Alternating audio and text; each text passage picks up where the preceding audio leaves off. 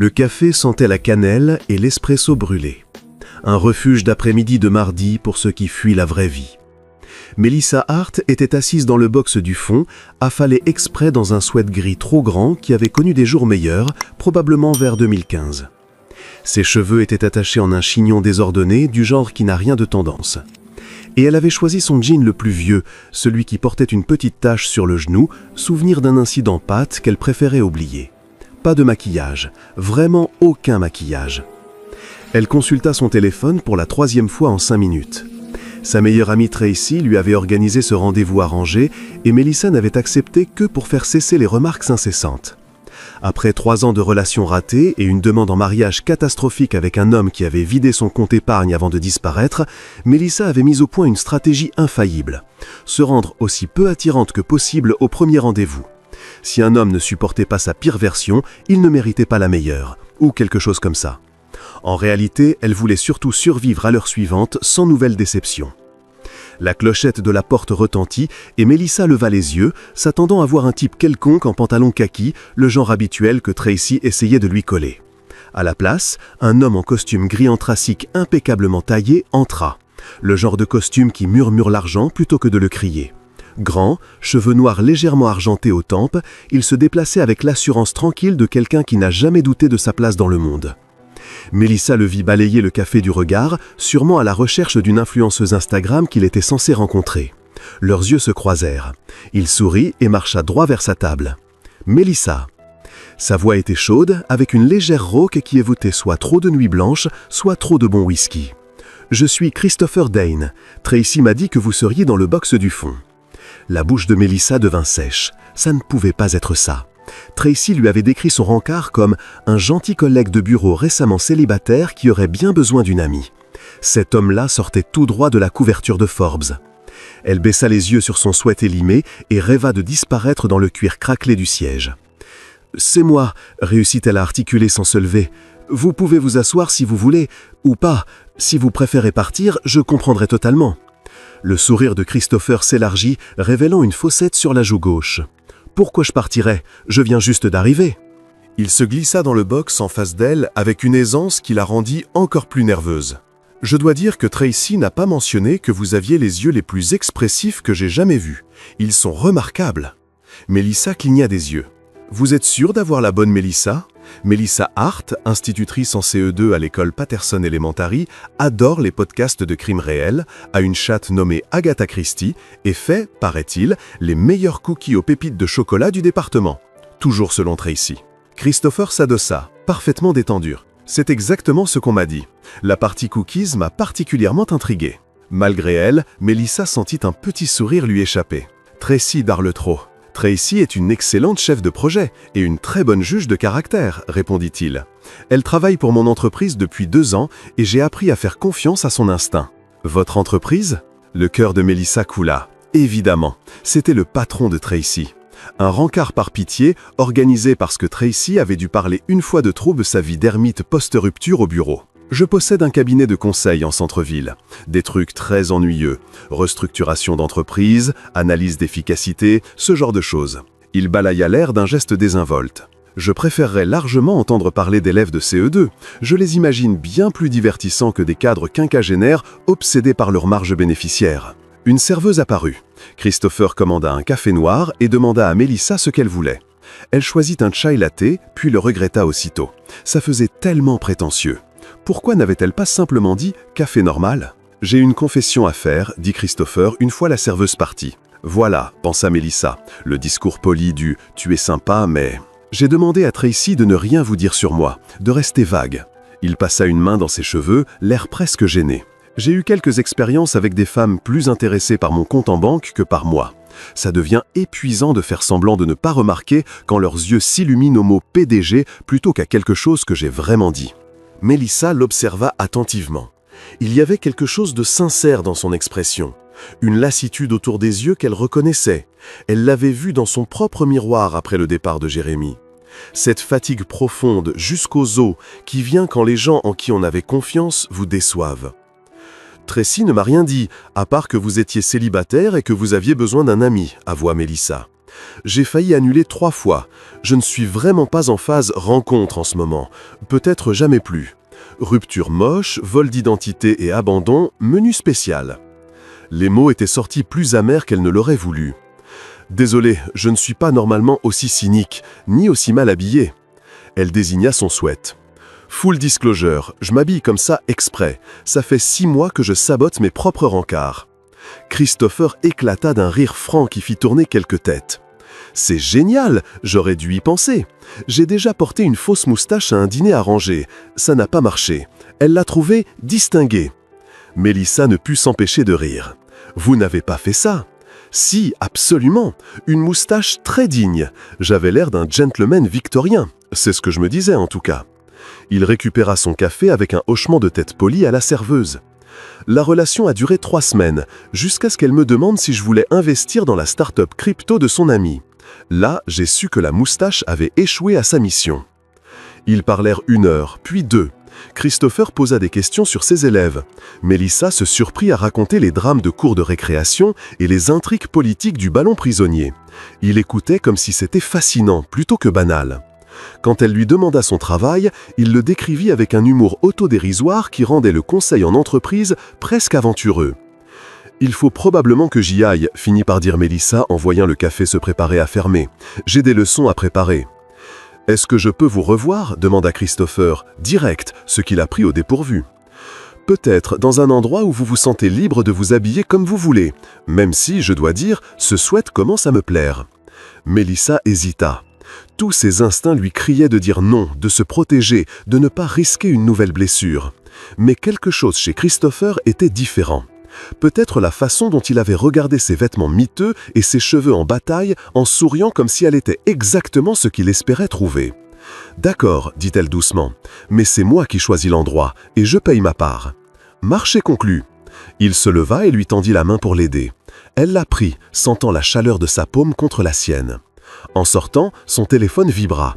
Un texto de Tracy. « Alors, tu l'as déjà fait fuir ou pas ?» Mélissa jeta un œil à Christopher qui lui tenait la porte, l'air à la fois plein d'espoir et gentil. Elle ignorait que l'homme qu'elle venait d'accepter de revoir valait plus que le PIB de la plupart des petits pays, que son cabinet de conseil était en réalité un empire mondial avec des bureaux sur 4 continents, que le nom de Christopher Dane apparaissait régulièrement dans la presse financière ou que sa dernière relation s'était terminée quand il avait découvert que sa petite amie vendait leurs conversations privées aux tabloïds. Tout ce qu'elle savait, c'est que pour la première fois en 3 ans, elle ressentait un petit battement d'espoir. Ce que Mélissa ne pouvait pas savoir, c'est que Christopher avait pris une décision dès l'instant où il l'a vue affalée dans ce sweat trop grand, sans faire le moindre effort pour l'impressionner. Il avait trouvé exactement ce qu'il cherchait depuis toujours. Le samedi suivant, Mélissa resta 20 minutes devant son armoire, 19 minutes de plus que pour n'importe quel rencard des 6 derniers mois. Elle avait proposé la vente de livres d'occasion de la bibliothèque municipale. Assez détendu pour ne pas faire pression, mais assez significatif pour montrer qu'elle faisait un effort. La question était, combien d'efforts ? Sa chatte, Agatha Christie, une tabby dodue avec un caractère de chien, était assise sur le lit et la regardait avec des yeux verts pleins de jugement. « Ne me regarde pas comme ça », marmonna Mélissa en sortant une robe bleu marine simple, puis en la remettant aussitôt. « J'ai le droit de faire un petit effort. » Elle opta finalement pour un jean sombre sans tache et un pull crème tout doux que Tracy lui avait offert à Noël dernier. Maquillage minimal, cheveux lâchés et réellement brossés. Dans le miroir, elle se reconnut, juste une version un peu plus soignée d'elle-même. Christopher l'attendait déjà devant la bibliothèque. Elle eut le souffle légèrement coupé. Il portait un jean et un Henley vert foncé, décontracté mais toujours élégant. Quand il la vit, son visage s'illumina d'une façon qui lui fit faire un salto dans l'estomac. « Vous êtes venu » dit-il, comme s'il y avait eu un doute. « Je l'avais dit. » Elle ajusta nerveusement la bandoulière de son sac. « Et puis, je ne rate jamais cette vente. L'an dernier, j'ai trouvé une première édition d'Agatha Christie à 3 $, l'homonyme de la chatte, la vraie. » Ils passèrent 2 heures à flâner entre les tables de livres. La conversation coulait aussi naturellement qu'au café. Christopher avait une passion inattendue pour l'histoire, en particulier les catastrophes maritimes, ce que Mélissa trouva adorablement morbide. Elle lui présenta ses auteurs de polar préférés. Il semblait réellement intéressé, pas juste poli. Ma grand-mère m'a contaminé avec les polars, expliqua Mélissa en brandissant un vieil exemplaire corné. Elle disait que les romans policiers enseignaient la compétence la plus importante de la vie. Prêtez attention à ce que les gens ne disent pas. Femme avisée, répondit Christopher. Il s'arrêta devant une table de vieilles photos et cartes postales. Mon grand-père m'a appris quelque chose de similaire, mais pour les affaires. Il disait « Les meilleures affaires se font quand on écoute plus qu'on ne parle ». C'est comme ça que vous êtes devenu performant ? Demanda Mélissa avant de pouvoir se retenir. Tracy a dit que vous en sortiez bien. L'expression de Christopher se ferma légèrement. Tracy a une définition généreuse du bien s'en sortir. Mais oui, j'ai eu de la chance. Il prit une vieille carte postale du port de Portland dans les années 1950. Mon grand-père a commencé avec un petit cabinet comptable, des débuts très modestes. Il m'a appris que l'argent n'est qu'un outil. Ce qui compte, c'est ce qu'on construit avec et la personne qu'on devient en le faisant. Il y avait dans sa voix une neutralité prudente qui fit se demander à Mélissa ce qu'il ne disait pas. Mais elle ne creusa pas. Elle avait aussi ses secrets, ses blessures soigneusement gardées. Ils quittèrent la bibliothèque avec une petite pile de livres chacun. Christopher proposa de déjeuner dans un diner à 2 rues de là, le genre d'endroit avec des banquettes en vinyle craquelé et une carte qui n'avait pas changé depuis 1987. Mélissa adora immédiatement. Autour de burgers et de milkshakes, Christopher posa la question sur son ex-fiancé, doucement mais directement. « Jérémy », dit Mélissa, le nom lui laissant encore un goût amer. « 4 ans ensemble, 6 mois de fiançailles. Je pensais le connaître. » Elle trempa une frite dans le ketchup sans la manger. En réalité, il était au chômage depuis 8 mois sans me le dire. Il a ouvert des cartes de crédit à mon nom, vidé notre compte commun et laissé un mot. Il avait besoin de se retrouver. Il s'est retrouvé au Costa Rica avec son prof de yoga. Bon sang, Mélissa, je suis désolé. Le pire, ce n'était pas l'argent, même si ça faisait mal. C'était de réaliser que j'avais été aveugle. J'apprends à des gamins de 8 ans à repérer des schémas et résoudre des problèmes, mais je n'ai rien vu venir dans ma propre vie. Elle finit par manger la frite. Ça m'a fait douter de tout mon jugement. Christopher tendit la main au-dessus de la table, sans tout à fait toucher la sienne, mais assez près pour qu'elle sente la chaleur. « Tu n'étais pas aveugle, il était doué pour mentir. Il y a une différence. »« Et toi ?» demanda Mélissa, besoin de détourner l'attention. « Tracy a dit que tu étais aussi récemment célibataire. »« Victoria, » répondit Christopher, et quelque chose se durcit dans son regard. 1 an ensemble. Élégante, sophistiquée, disait toutes les bonnes choses. Puis j'ai découvert qu'elle enregistrait nos conversations privées et vendait des infos à des journalistes financiers. Rien d'illégal, juste des détails intimes sur ma vie, mes décisions professionnelles, ma famille. Des choses que je lui avais confiées. Le cœur de Mélissa se serra. C'est horrible. Les tabloïds se sont régalés. La petite amie du milliardaire vend ses secrets. C'était mon titre préféré. Il rit sans joie. Ça s'est passé il y a 8 mois. Depuis, j'évite les rencontres, jusqu'à ce que Tracy me coince dans mon bureau et me dise qu'elle avait une amie qui avait besoin de quelqu'un d'honnête et que moi, il fallait que j'arrête de vivre en ermite. Le mot milliardaire flotta entre eux. L'esprit de Mélissa se vida une seconde, puis s'emballa. Milliardaire? Pas juste qui réussit bien, pas juste à l'aise, milliardaire. Je vois que tu encaisses, dit doucement Christopher. J'aurais dû te le dire plus tôt, mais j'appréciais d'être simplement Christopher pendant un moment. Pas Christopher Dane de Dane Industries, juste moi. Dane Industries, répéta Mélissa d'une voix plus aiguë qu'elle ne l'aurait voulu. L'entreprise qui rénove la moitié du front de mer, celle qui possède les immeubles du centre-ville avec ton nom dessus?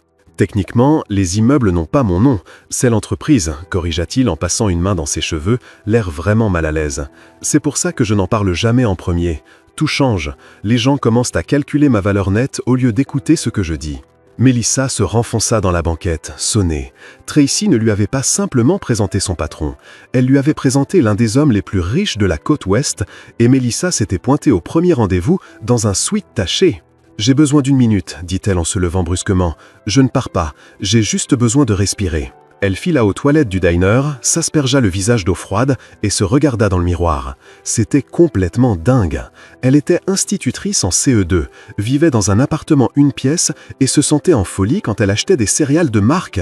Lui était milliardaire, milliardaire pour de vrai. Les comptes ne tombaient pas juste.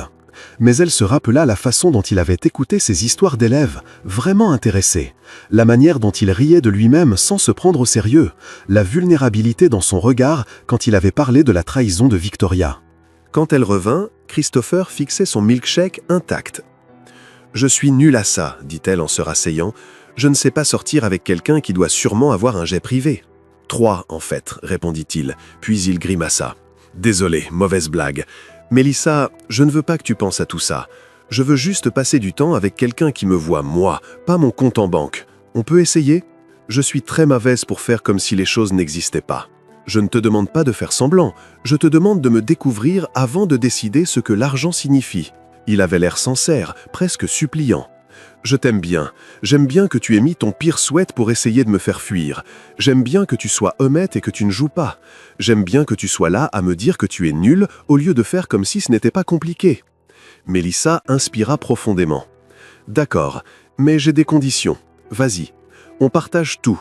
Je ne suis pas à l'aise que tu payes tout le temps. Ça crée un déséquilibre de pouvoir. » Elle leva la main quand il voulut protester. « Je sais que ce n'est pas rationnel, mais c'est important pour moi. Accepter, même si je me réserve le droit de t'apporter un café de temps en temps. Et on y va doucement, genre très très lentement. J'ai besoin de temps pour comprendre si c'est réel ou si je suis juste ébloui par le conte de fées impossible. » « Je sais faire lentement, répondit Christopher. Et pour info, c'est moi qui ai l'impression d'être dans un conte de fées. Tu sais à quel point c'est rare de rencontrer quelqu'un de vrai ? » Ils terminèrent leur repas, l'attention laissant peu à peu place à une conversation détendue. En rejoignant leur voiture, le téléphone de Christopher sonna. Il jeta un œil et fit la grimace. « Je dois prendre ça, crise professionnelle. Je t'appelle tout à l'heure ?»« Bien sûr, répondit Mélissa, et elle le pensait. » Elle le regarda s'éloigner, téléphone collé à l'oreille, toute sa posture passant en mode autoritaire. « Voilà le PDG milliardaire, réalisa-t-elle. L'homme qui dirigeait un empire et qui, contre toute attente, voulait sortir avec elle. » Son téléphone vibra. Message de Tracy. « Raconte tout. » Mélissa sourit et tapa. « Tu as tellement d'explications à me donner. » Ce qu'elle ignorait, c'est que la crise professionnelle était en réalité son frère, qui exigeait de savoir pourquoi Christopher perdait son temps avec une insti quelqu'un, alors qu'il y avait des femmes convenables qui comprenaient son monde. Et que Christopher lui avait répondu d'aller se faire voir avec un vocabulaire assez coloré pour faire rougir un marin. Le vrai test, Mélissa allait le découvrir, ce n'était pas de savoir si elle pouvait supporter la richesse de Christopher, c'était de savoir si elle pouvait supporter la réaction de tous les autres à cette richesse. 3 semaines après le début de leur relation, la vie soigneusement normale de Mélissa commença à se fissurer. Ça démarra petitement, un photographe devant son immeuble, un blog People qui parlait d'une mystérieuse femme vue avec Christopher Dane. Tracy qui la tire à part à la sortie de l'école, les yeux écarquillés d'inquiétude. « Tu as vu ce qu'ils écrivent sur toi en ligne ?» Tracy lui colla son téléphone sous le nez. Le titre « La nouvelle conquête du milliardaire Christopher Dane, institutrice ou croqueuse de diamants déguisée ». L'estomac de Mélissa se noua en faisant défiler l'article qui spéculait sur ses motivations, son passé, et montrait même une photo de son immeuble avec la légende « Logement modeste pour l'instant ». Quelqu'un avait déterré l'annonce de ses fiançailles avec Jérémy datant de 3 ans et on avait fait toute une histoire sur une femme qui a l'habitude de viser des hommes fortunés. « C'est du délire, » murmura Mélissa. « Ils ne me connaissent même pas. »« Christopher doit arrêter ça, » trancha Tracy. « Il a des attachés de presse pour ça. » Mais quand Mélissa appela Christopher, il avait l'air épuisé. « J'essaye, Mel. Mon équipe a contacté les grands médias, mais ces sites à ragots s'en fichent de la vérité. Ils veulent des clics. » Il marqua une pause. « Je suis tellement désolé. C'est exactement ce que j'essayais de t'éviter. »« Peut-être qu'on devrait calmer le jeu, » dit Mélissa, détestant les mots qui sortaient de sa bouche. « Juste le temps que ça se tasse. »« C'est ce que tu veux ?» demanda Christopher d'une voix posée, maîtrisée. « Ou c'est ce que tu penses devoir vouloir ?» Mélissa était assise par terre dans sa salle de classe après les cours, entourée de papiers découpés et de paillettes. « Je ne sais plus. Un photographe m'a suivi jusqu'à l'épicerie hier, Christopher. J'enseigne à des enfants. Je ne peux pas avoir ce chaos dans ma vie. » « Alors, laisse-moi régler ça. Viens dîner chez moi demain soir. Rencontre ma famille. Qu'ils voient que tu es réel, que nous sommes réels. Une fois qu'ils te connaîtront, le récit changera. » Tous ses instincts hurlaient de dire non, de retourner à sa vie sûre et prévisible, faite de préparation de cours et de podcasts de true crime le vendredi soir. Mais il y avait quelque chose dans la voix de Christopher, une vulnérabilité, un espoir qui la fit hésiter. « D'accord, dit-elle doucement, mais si ta famille me déteste, je me barre et on commande une pizza. » Le rire de Christopher fut soulagé. « Marché conclu. Par contre, je te préviens, mon frère Marcus peut être difficile et ma mère a des idées très précises sur ce qui est convenable. »« Super, répondit Mélissa sèchement. Aucune pression. » Le lendemain soir, Christopher vint la chercher dans une voiture qui valait plus que 5 ans de son salaire d'institutrice. Le trajet jusqu'à sa maison, domaine en réalité, les emmena dans les collines dominant la ville, là où les propriétés se cachent derrière des portails et des haies d'intimité. « Je dois te prévenir, dit Christopher en approchant d'un imposant portail en fer forgé. La maison est un peu trop. Mon grand-père l'a construite dans les années 50 quand il a fait son premier million. Chaque génération y a ajouté sa touche. À ce stade, c'est plus un musée qu'une maison. Un peu trop se révéla être un euphémisme monumental. La demeure s'étalait sur des pelouses impeccables, tout en pierre, verre et élégance d'argent ancien. Mélissa sentit son courage vaciller. « Je ne peux pas faire ça, dit-elle soudain. Christopher, regarde cet endroit. Regarde-moi, je porte une robe de chez Target. » Christopher gara la voiture dans l'allée circulaire et se tourna vers elle. « Tu sais ce que je vois, moi, quand je te regarde? Quelqu'un d'assez courageux pour venir en étant elle-même.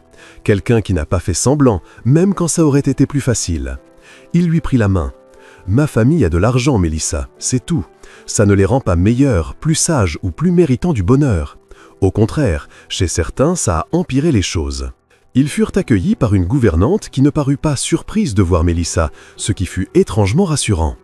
L'intérieur était exactement aussi écrasant que Mélissa le craignait. Plafonds immenses, œuvres d'art qui auraient eu leur place dans des musées, meubles trop précieux pour qu'on s'y assoie vraiment.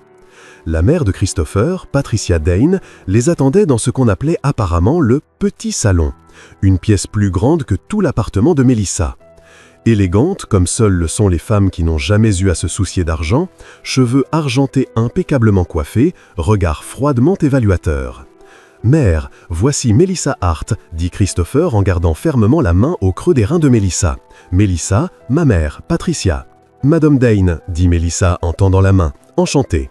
La poignée de main de Patricia fut brève, formelle. Christopher nous a très peu parlé de vous. Il a été très discret. Le ton indiquait que ce n'était pas un compliment. « Protecteur, pas discret », rectifia Christopher. « Vu ce qu'il s'est passé avec Victoria, je pense que ma prudence était justifiée. » Un homme qui ne pouvait être que le frère de Christopher apparut dans l'encadrement de la porte. Marcus Dane était plus jeune, plus tranchant, même cheveux noirs, mais regard froid qui la jaugea immédiatement et la trouva insuffisante. « Donc, c'est toi l'institutrice » lança Marcus sans même tendre la main. « Choix intéressant, Chris. Très inattendu. » « Marcus » gronda Christopher, avertissement dans la voix. Le dîner fut atroce. Ils mangèrent dans une salle à manger officielle autour d'une table pouvant accueillir 20 personnes, alors qu'ils n'étaient que 4. Patricia posa des questions pointues sur la famille de Mélissa, ses études, ses perspectives. Marcus balança des remarques qui flirtaient entre blagues et insultes. Christopher se crispait de plus en plus à côté d'elle. « Je suis curieux, dit Marcus au plat principal, un truc français que Mélissa n'arrivait pas à prononcer. Qu'est-ce que t'as attiré chez mon frère? Sa personnalité charmante? Sa passion pour les catastrophes maritimes ?» L'allusion était limpide. Mélissa posa sa fourchette avec précaution. Ça faisait 3 semaines qu'elle était polie, discrète, qu'elle essayait de ne pas faire de vagues. Mais elle en avait assez d'être traitée comme une chasseuse de fortune alors qu'elle était parfaitement heureuse dans sa vie modeste avant que Christopher n'y entre. « En réalité, répondit-elle d'une voix calme, je ne savais pas qui était Christopher quand on s'est rencontrés. C'est Tracy, votre chef de projet, madame, qui nous a présentés. Elle m'a dit que c'était un gentil collègue qui avait besoin d'une amie.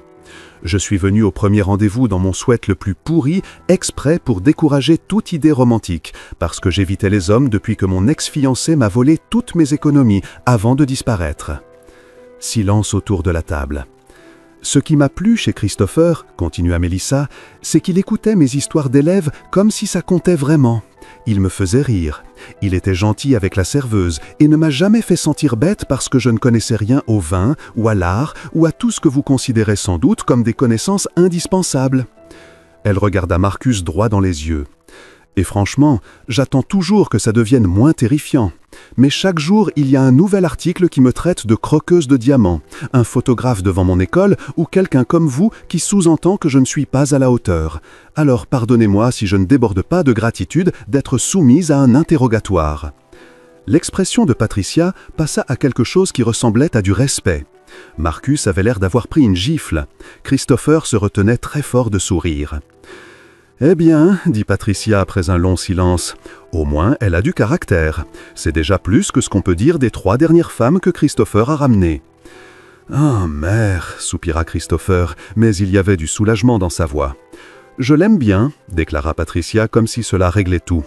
Elle se tourna vers Mélissa. « Vous devez savoir que Marcus est protecteur envers son frère, parfois jusqu'à la grossièreté. Il veut bien faire, même s'il s'y prend très mal. » « Je ne veux bien faire, marmonna Marcus, je veux protéger le patrimoine familial. »« Je ne veux pas l'argent de Christopher, répondit Mélissa, épuisée. Je ne veux ni ses maisons, ni ses voitures, ni quoi que ce soit d'autre qui vienne avec cette vie. Je le veux, lui. Mais je commence à me demander si c'est seulement possible quand tout son entourage me voit comme une menace ou une transaction. » Christopher se leva d'un bond. « On s'en va. »« Christopher, commença sa mère. Non, Mélissa est venue ici pour me faire plaisir, pour essayer de rendre les choses plus simples. Au lieu de ça, on l'a traitée comme une intruse dans sa propre histoire d'amour. » Il aida Mélissa à se lever. « Quand vous serez prêts à la traiter avec le respect qu'elle mérite, on réessaiera. D'ici là, c'est fini. » Ils étaient dans la voiture avant que Mélissa ne réalise ce qui venait de se passer. Christopher roula en silence plusieurs minutes, mâchoire serrée. « Je suis désolé, finit-il par dire. C'était pire que prévu. Ton frère me déteste. Mon frère est un con qui pense que la valeur d'une personne se mesure à son compte en banque. » Il se gara sur un belvédère, les lumières de la ville s'étalant en contrebas. « Mélissa, il faut que je te dise quelque chose. » Son cœur se serra. Voilà, le moment où il allait réaliser qu'elle était trop compliquée, que sa famille avait raison, qu'ils venaient de mondes différents. « Je suis en train de tomber amoureux de toi, » dit doucement Christopher. « Je sais que c'est rapide, je sais que c'est compliqué, mais tout à l'heure, dans cette salle à manger, en te voyant tenir tête à ma famille, j'ai compris que je n'avais jamais rencontré quelqu'un comme toi. Tu n'es pas impressionné par l'argent, tu n'en as pas peur non plus. Tu me vois, moi !» Les yeux de Mélissa s'emplirent de larmes. « C'est vraiment dur, Christopher. J'ai envie de croire que ça peut marcher. Mais, tu as peur, » il termina pour elle. « Moi aussi. La trahison de Victoria a failli me détruire. J'avais juré de ne plus jamais faire confiance à personne. Et puis, tu es arrivé dans ce suite ridicule et d'un seul coup, j'ai eu envie d'essayer encore. Et si ta famille ne m'accepte jamais ?» Christopher prit sa main et la posa contre son cœur. « Alors, on construira notre propre famille. Toi, moi et Agatha Christie la chatte. Peut-être quelques enfants à qui tu apprendras à aimer les polars et les catastrophes maritimes. » Mélissa rit à travers ses larmes. « Tu es complètement fou. Probablement, c'est un oui pour essayer, pour voir où ça nous mène ?» Elle pensa à sa vie prudemment protégée, au mur qu'elle avait érigé après Jérémie, à la sécurité prévisible de ses cours et de ses vendredis soirs seuls.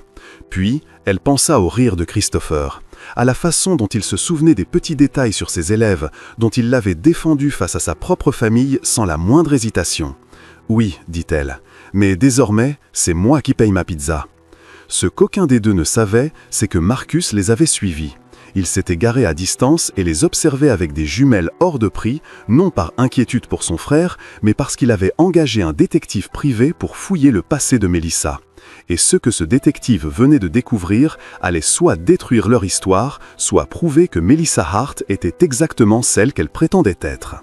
Le rapport du détective arriva sur le bureau de Marcus 3 jours après le dîner familial catastrophique.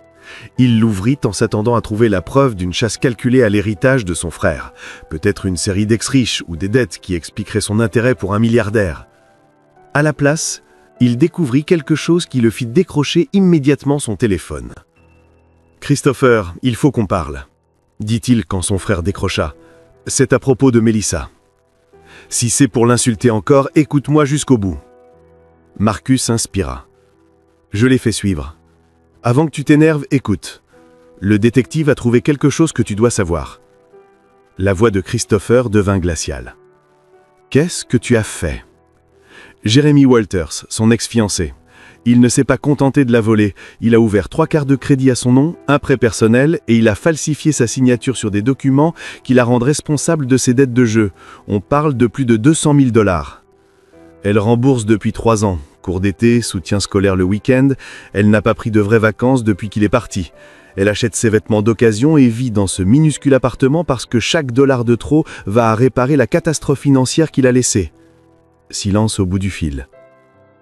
Christopher, tu n'avais pas le droit de violer son intimité comme ça. Mais la voix de Christopher avait perdu sa colère, remplacée par une douleur sourde. Elle ne m'a jamais dit que c'était à ce point-là, parce qu'elle a sa fierté, murmura Marcus. Parce qu'elle n'est pas avec toi pour ton argent. Elle essaie juste de survivre malgré tout. Chris, je me suis complètement trompé sur elle, complètement. Et je dois lui présenter mes excuses. Christopher raccrocha et fila directement à l'école de Melissa. Il la trouva dans sa salle de classe, comme d'habitude, après les cours, en train de corriger des copies avec un sandwich au beurre de cacahuète en guise de dîner. « Tu n'es pas obligé de vivre comme ça », dit-il depuis l'encadrement de la porte. Melissa sursauta. « Christopher, qu'est-ce que tu fais là ?» Marcus m'a parlé de Jeremy, des dettes. Il entra, regardant autour de lui les décorations joyeuses qu'elle avait clairement payées de sa poche. « Melissa, pourquoi tu ne m'as rien dit ?» Son visage s'empourpra. « Sérieusement, ton frère m'a fait enquêter ?» Il l'a fait, c'était mal, et il le sait. Mais ce n'est pas la question. 200 000 $. Melissa, tu te noies et tu n'as rien dit. Parce que c'est mon problème, pas le tien. Elle se leva, sur la défensive. J'ai fait l'erreur de faire confiance à Jeremy. J'ai signé ses papiers sans les lire assez attentivement, c'est à moi de réparer. Tu as été victime d'une escroquerie. J'ai porté plainte. La police a dit qu'il n'y avait pas assez de preuves pour le poursuivre, et les organismes de crédit ont dit que j'étais responsable quand même. Sa voix se brisa. Alors, je réparais. Petit à petit. Je n'ai pas besoin qu'on me sauve, Christopher. Je n'ai pas besoin que tu débarques avec ton chéquier pour effacer mes galères. Et si j'ai envie de t'aider? Alors, tu ne m'écoutes pas. Elle attrapa son sac, des feuilles volèrent partout. C'est exactement ce que je craignais, que tu découvres que j'ai des problèmes et que tu décides de les régler parce que tu peux te le permettre. Ça n'a rien d'une relation, ça ressemble à de la charité. Ce n'est pas ce que je voulais dire. Les yeux de Melissa brillaient de larmes contenues. Tu viens d'un monde où l'argent règle tout, mais certains d'entre nous ont besoin de résoudre leurs problèmes eux-mêmes pour prouver qu'ils peuvent survivre.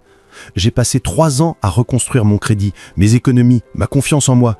Je ne te laisserai pas me l'enlever en signant un chèque. Christopher se tenait au milieu de la classe, entouré de dessins d'enfants sur le thème de la gratitude, et comprit qu'il était au point de perdre la meilleure chose qui lui soit arrivée. « Tu as raison, » dit-il doucement. « Je suis désolé. Je n'essayais pas de te réparer. J'essayais d'alléger un fardeau qui n'aurait jamais dû être le tien. Mais je t'écoute. Ton indépendance compte. Ta capacité à gérer ta vie compte. » Melissa essuya ses yeux. « J'ai besoin d'un peu d'espace pour réfléchir. » « Combien ? Je ne sais pas. Tout va trop vite. Ton frère me fait suivre, j'ai l'impression de perdre le contrôle de ma propre histoire. » Christopher hocha la tête, même si ça faisait mal. « D'accord. Mais Melissa, quand tu seras prête à parler, je serai là. Sans pression, sans attente. Juste moi. » 1 semaine passa, puis 2. Christopher se noyait dans le travail, mais chaque matin, il regardait son téléphone dans l'espoir d'un message. Marcus, à la surprise générale, se pointa chez Melissa avec des fleurs et des excuses sincères qu'elle accepta avec une méfiance polie.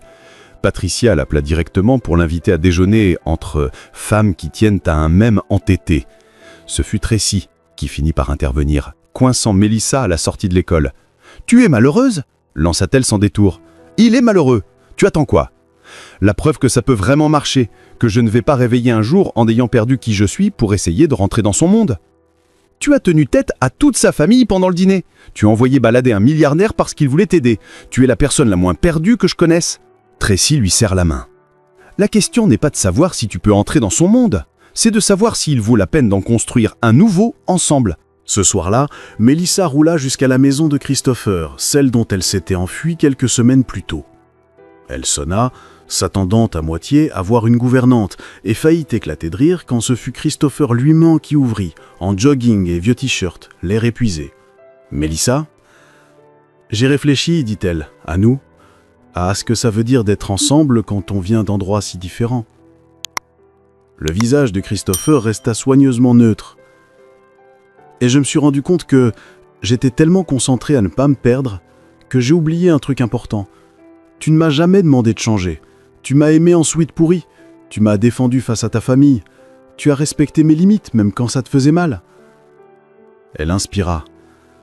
J'étais tellement occupé à me protéger d'une nouvelle blessure que je n'ai pas vu que toi aussi tu faisais la même chose. Je ne voudrais jamais. Je sais. C'est ça que j'ai enfin compris. Mélissa fit un pas vers lui.